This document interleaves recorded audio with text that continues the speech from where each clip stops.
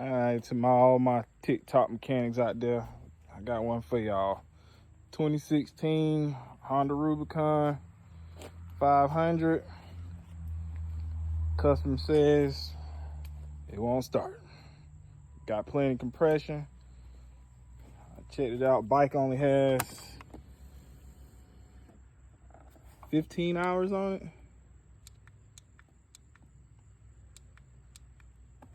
Only has 15 hours on it. Anybody want to guess what's wrong with it?